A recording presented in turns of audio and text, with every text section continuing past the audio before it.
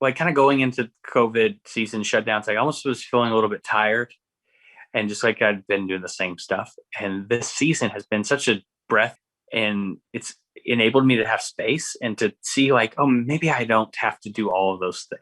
And that has been exciting for me. I feel like I'm just getting started again.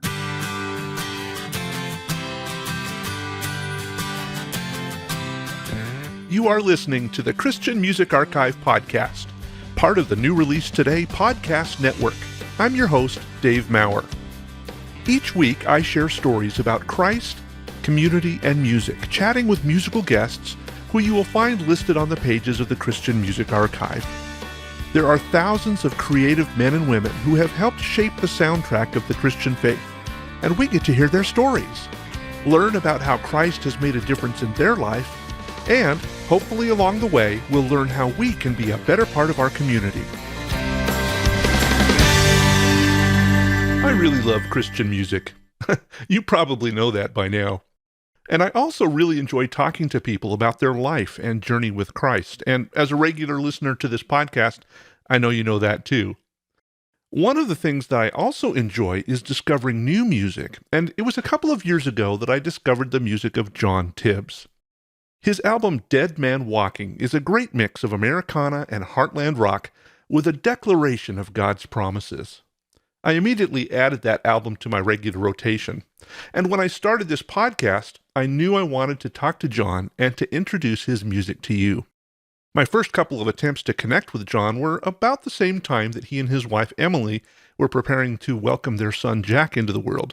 So back in February, we were finally able to connect, and today is the day I get to introduce you to John Tibbs. Before our conversation today, I want to tell you about another exciting Mercy Inc. program. Starfish Kids is a child sponsorship and development program in the northern part of Haiti. Students in 30 schools are sponsored each month for $25 a month. That money pays for tuition and books so that the students can get a Christian education. And in addition to school, students are also attending church, and a lot of times the entire family will attend too. That $25 a month contribution also helps pay to train and retain teachers. Now this really surprised me. A well-trained teacher in Haiti makes about 1,800 Haitian goud a month. That's about $20 a month in U.S. currency. That's just crazy. Starfish Kids would love to support and train more kids and add additional schools to the ones they're already working with. I'd like to encourage you to sponsor a girl or a boy today through the great work of Starfish Kids. And you can learn more by visiting mercycompassion.org and clicking on the child sponsorship link. That's mercycompassion.org, and thanks for making a difference for a child today.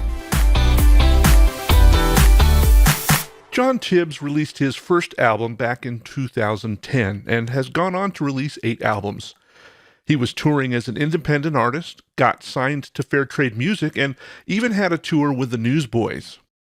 He was back to being an independent artist and was as busy as ever, but then 2020 happened, and the world stopped. A global pandemic stopped his ability to tour, which for a musician means a substantial hit to your income. As I mentioned before, he and his wife were expecting their first child, which added even more stress into his life, and as you can imagine, John was feeling a bit apprehensive and frustrated. I'm going to let John tell the rest of the story, so let's listen to my conversation with John Tibbs.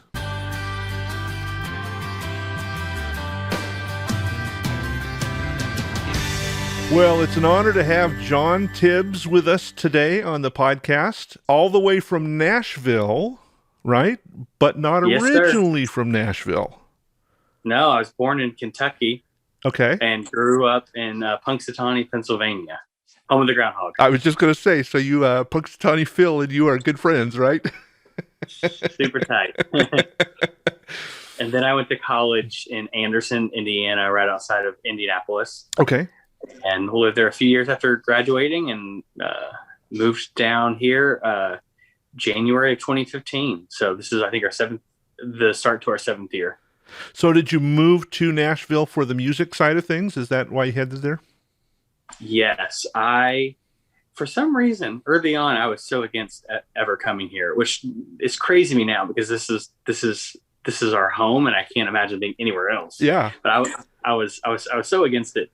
And basically I got signed, and every time I was in the studio I had to drive down here. It was a 4.5 hour drive. It wasn't that bad, but we were working on the record for 6 to 8 months, and then I went out on tour with the Newsboys. And that was probably about a 45 date tour, and they departed and came back here on the buses, and that was every weekend, I think for 13 weekends straight. Oh, wow. Pretty much you leave Tuesday or Wednesday and you get home Monday, and and we still weren't done on the album, so I had to be, because I was like, I'm not going to be home for 4 or 5 months. That's not okay. So at that point we had to move. So, and we were talking about this a little bit before we started the podcast, but just recently welcomed a new member to your family. You want to introduce everybody? I mean, I'm not going to see him now, but introduce everybody to your newest family member. Yes. So Emily and I had our firstborn, Jack Wolfgang Tibbs. He's born in October. So he is here at the house, but he's asleep, so I can't talk. So we need to whisper. Yeah. Yeah. This is a tiny house, so I probably should keep it down. So we won't be asking you to rock the mic today, right? Yeah, now. no. Well, let's start out. We also talked a little bit about the fact that you and I are both preachers' kids, and that brings its own kind of unique mix to who we are as individuals. So tell us a little bit about growing as a preacher's kid, and how did music fit into that mix? Yeah. I was singing in church when I was probably 4. Okay. Born in Kentucky, tiny town, tiny church. So the offertories, I was up there quite a bit doing either a song on the piano or singing. And then we moved, and the church in Punxsutawney was a little bit bigger and had a big youth group. And so I got involved in the youth worship band there, and just had some great opportunities. I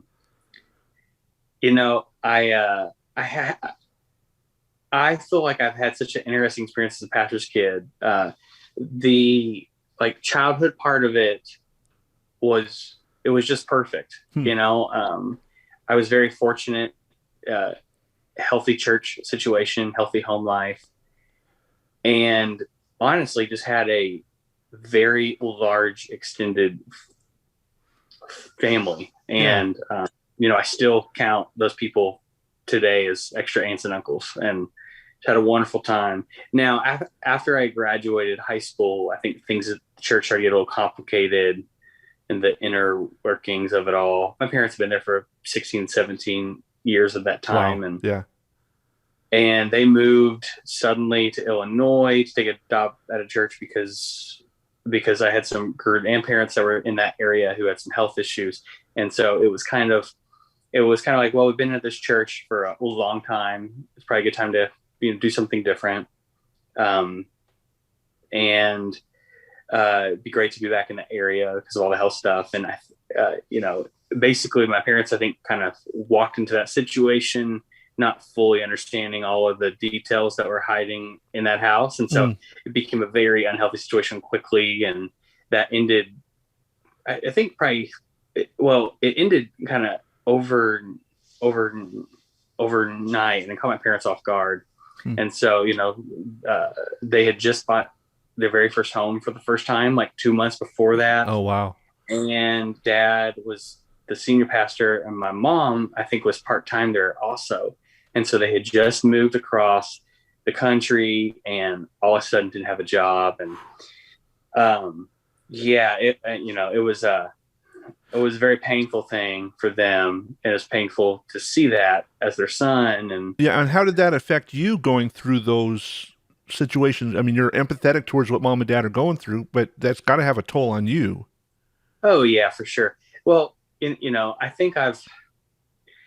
think, because that experience has happened, and I've seen it plenty of other places too. And I've, personally experienced things, and I've just learned how intricate and complicated it is when your faith community is tied to your personal finances. Yeah. And I think that's something that isn't an old concept. I feel like that's a very contemporary thing, to be a full-time pastor where like that is your job. And, obviously I've seen so many wonderful things about it, but I think it does kind of need to get paused because, when you think of the early church, like that's not how it had been. It had been a group of people saying, like you are the pastor, Yeah. teach, right? And like Paul was a tent maker, for example. He had a job and then preached on the weekends or in the evenings or whenever. Yeah. Exactly. Yeah. And, I think there's a lot of problems with that too, because then you're, burning the candle on both ends, right? Right. But anyways, all to say is, it's definitely intricate and complicated. And, I've got a lot of great friends who are pastors and I think very highly of them.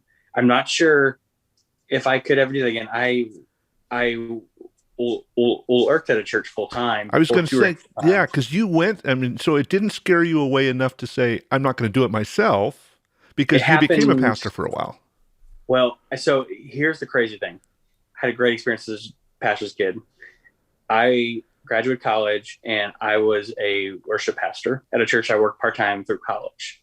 It was actually Emily's home church too. Okay. To add some extra complication to it. It was a very, very big church, about 2,000 people, maybe 2,500. And they hired this punk kid out of college to transition from orchestra and choral to guitars and B3 organs. And oh, fun. Yeah. I was the guinea pig. And so I was doing that. And then I had a brother who was 2 years younger than me who had just graduated college and was a youth pastor in Indianapolis. And in the 6-month time span, the thing at the church for our parents kind of all fell apart. Right. And I've got a brother who's youth pastor, and his personal faith completely changed. Oh, wow. In a way that kind of disqualified him from being the pastor at that church. And that was also a very painful thing for him and for the church that there and for our family. And then things at the church I was at, I feel like I would stay there too long. I felt like it was time for me to go tour, but I was so hesitant about it. And things at the church were just getting complicated, and it was Emily's home church. And so there was a lot to it. All of that stuff I experienced in about a 6-month time period. No stress at all. None at all. Yeah. But that's how it goes. So yeah, I think because of that, like all of those things happening at one time, it kind of opened my eyes because I saw it personally for us. I was our only income. Emily at the time, Emily was a college student. She did have a job, but like our goal was, to get her out of college and, to see that our parents. And so, yeah, it is something that I think is a very special calling, and I think it's taxing. And I also think that that the whole problem maybe sometimes it pops up with the whole idea of like being a full-time pastor as a career is like, maybe you shouldn't be a full-time pastor for your whole career. Maybe you should do it for 10 years, Yeah. And like, I think in our culture, there's such a ideal about building your career. Yeah. And that's speaking to the church world. And so it's like, maybe it should just be a season and you go and you give of yourself for 10 years, because I think the only person that's really been on this earth that's capable of just giving to that capacity is Jesus. Yeah. And he was Jesus. Yeah. Well, and how does that fit into the music side of things too? Because as a music person, unless you're writing for other people or you're a backup artist, backing somebody else up, this is your life at the same time. So your ministry is again your money. Yes. Yeah.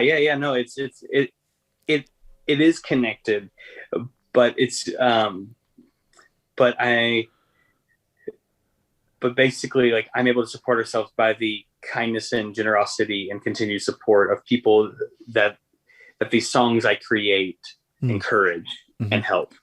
And so it just feels a little bit different to me.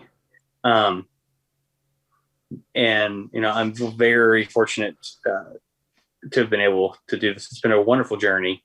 COVID has been insane. I was just going to go there. Yeah. As money being music being your income, and then all of a sudden you can't do music. Yeah, I can't tour. Yeah. Oh, and you had a baby come along during that time. And talk about another 6 months of stress. Yeah, like 10 or 12. Emily and I were always intentional to wait to have kids, and we thought we were picking the perfect time. Like, the whole career thing I had was in a really good place, and Emily was about to graduate with her higher ed degree and had a teaching job that fit that, and so it's perfect time. So we decided to try to have a kid, and we got pregnant a month before COVID shut everything down. And it was such a lesson to me. Yeah. It was like, how so? Well, you think you can control things, and you think you can plan and schedule. And, I am such a organizer and a planner, and part of that is good. Part of it comes out of a probably unhealthy place where I'm just trying to be in charge. And, this whole season taught me, like, you're not in charge. Yeah. And it's been amazing, though, because everything's been okay for us personally. Obviously, COVID's been horrible and killed so many people. And, there's a lot of economic struggle today because of it. But we were okay. And I think it's just been a lesson to me that's like, yes, you should plan, and you should work hard, and you should give your best and excellence and commit yourself to those things. At the same time, you're not in charge, and you have to be okay with that. Yeah. You're sounding a lot to me like a firstborn. Are you firstborn son? Yeah. Yeah. Firstborn as well. Firstborn, okay. Preacher's kid, doer. Yeah, man. Everything's centered around what I do and how I get things done. How do you wrestle with that sense of, okay, it's out of my control. God, you take over. Because for me, it's like, okay, God, you take over, but how can I help? Yeah. How do you deal with that? Exercise, man. just like having those healthy outlets to ground yourself, and to remind yourself of those truths, because it's so important to say it, but I think we have to continue to get to give it over, in air quotes, like, because he certainly has it, but I think it just has to be a continued choice. Yeah. I had a counselor that I was seeing for a while that said, Dave, you're a great human doing. You're not a very good human being. Oh, and man. To learn how to be in situations. And I think, you're experiencing with your son, Jack, right now, opportunities. There's not much you can do with him. You can change his diaper. You can, dance around with him, but more, he just needs you to be with him. Right. And I wonder how often God looks at us as like, would you just relax in my arms and let me do stuff for you? Absolutely, man. That's a good point. Well, you were signed, and you started out indie, and then like everybody else, and then you got signed, but then you transitioned back to indie. Yes. There's some freedoms to that. There's some challenges to that. Talk about that transition to being an independent artist again and how that's working for you. Well, so I signed a deal to do an album, and we did that album, and it accomplished everything that our team was, out to accomplish, I guess. And when it came time to do a second record, I really just felt like I was losing a sense of the identity that I had kind of got me to that point. Is that the fact that the record label's trying to mold you into something that they need? Yes. And, they do that. Yeah. And they do that. I don't think they do it out of like, out of out of a place of like spite or anything like that. They're just doing it as a business sense. Like Right. their whole universe is like set on like an airplay hit. And, the thing that I do is like I have like a group of people that deeply connect to the songs I make, and I continue to put music out and they pass it on, and that group gets a little bit bigger, and it's very organic like that. And it isn't like an instant, big song. Right. And so, I kind of came to them at the table and was like, listen, I understand where you're coming from.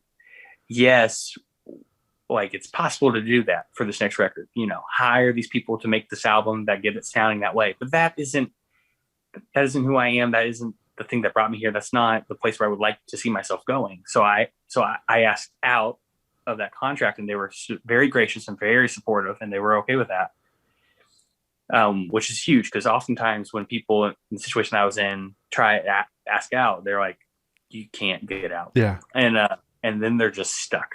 So I was very fortunate and so thankful for them.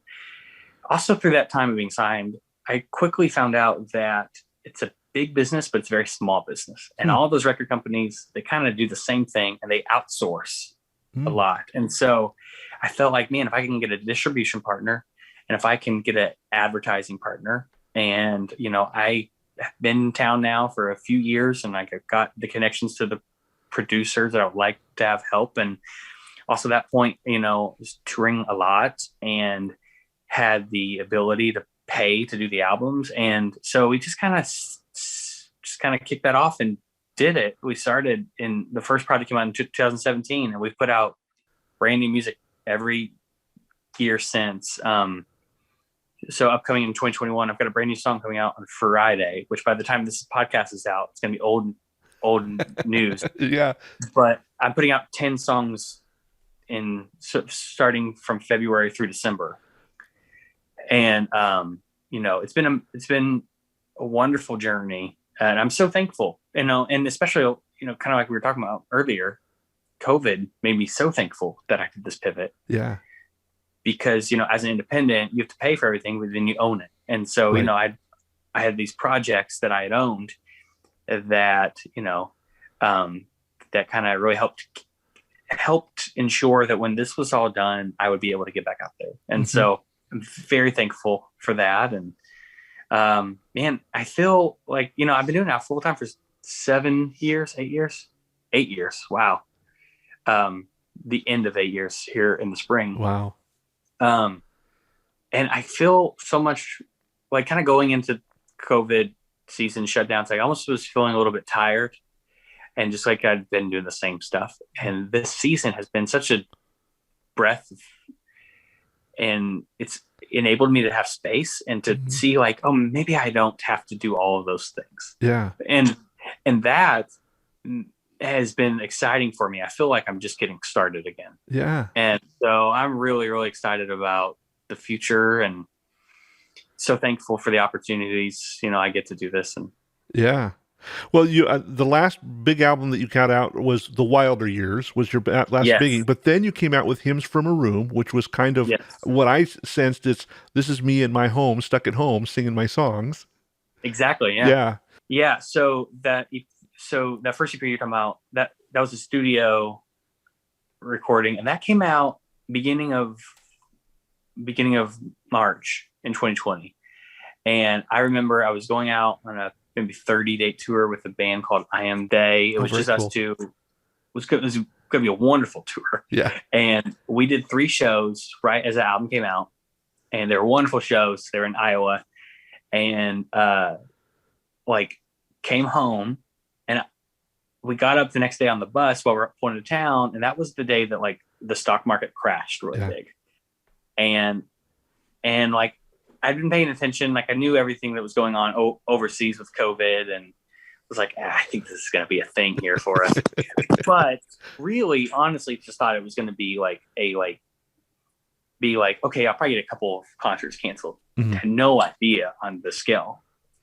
And, I got home, and I had a show myself before jumping back out on the tour Friday through Sunday. So I had a concert Thursday. I had to get up early, head to the airport like early, and that night before was the night it was announced that Tom Hanks had COVID and the NBA canceled right when the tip off. And I just remember thinking, I may wake up and I'm not going to leave tomorrow.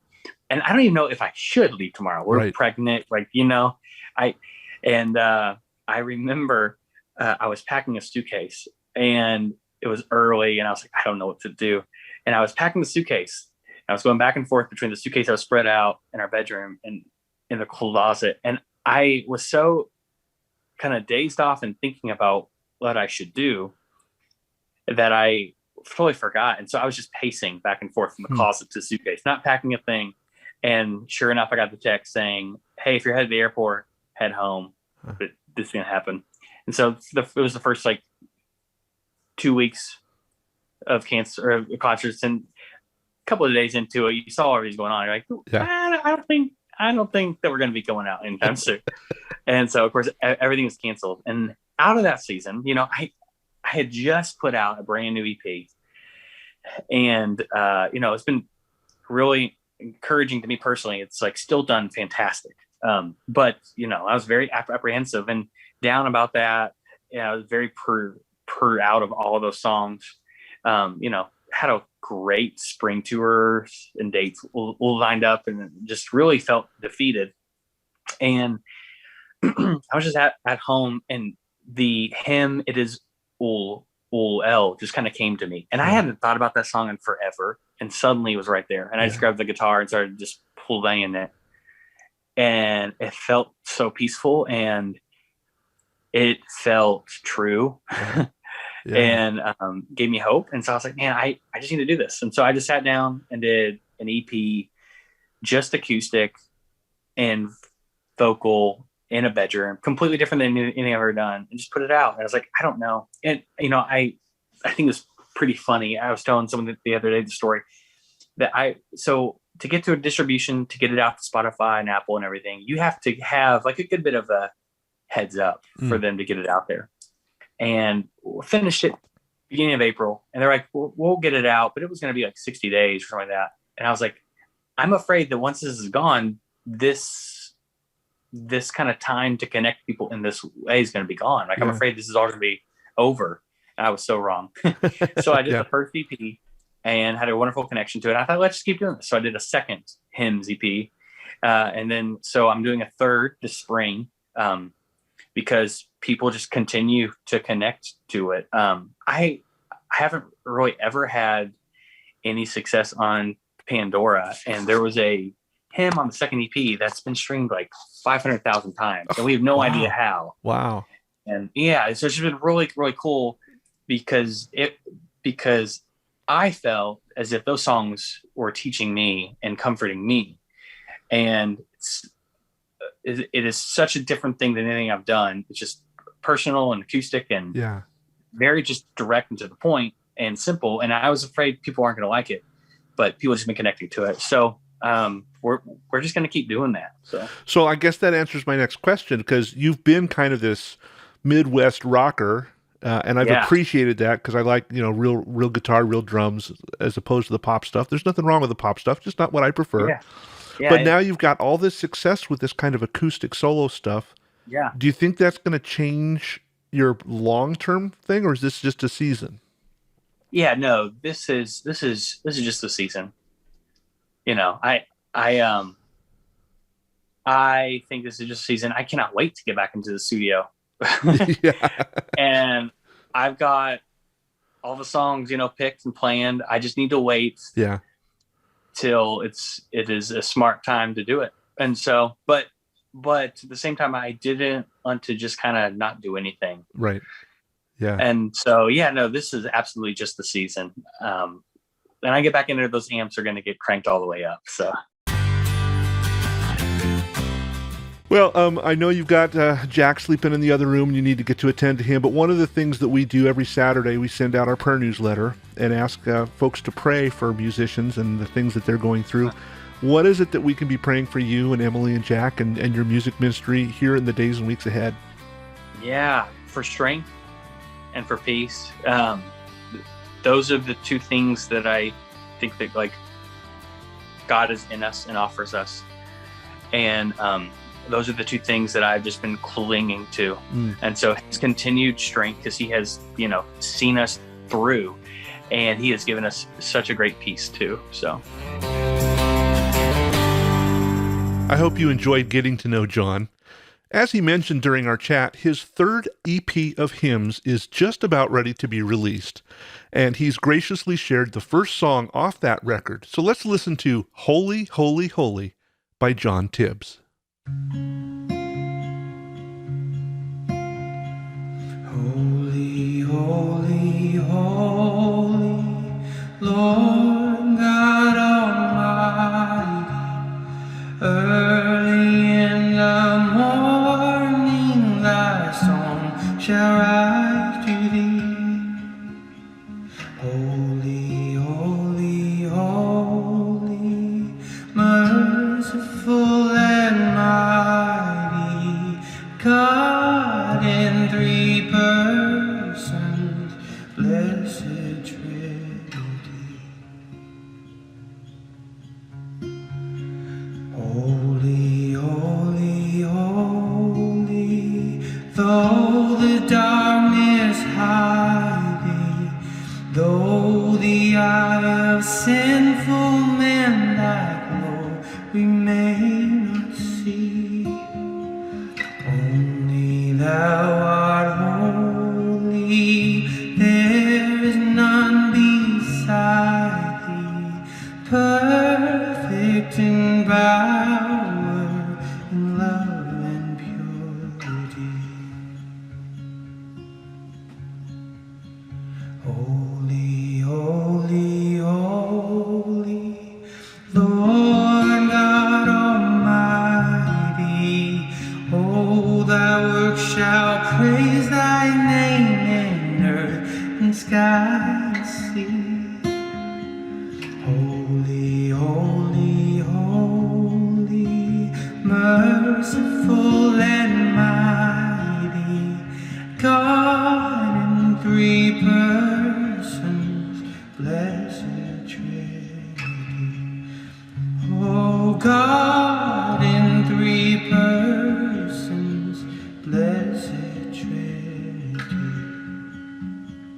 God in three persons, blessed Trinity.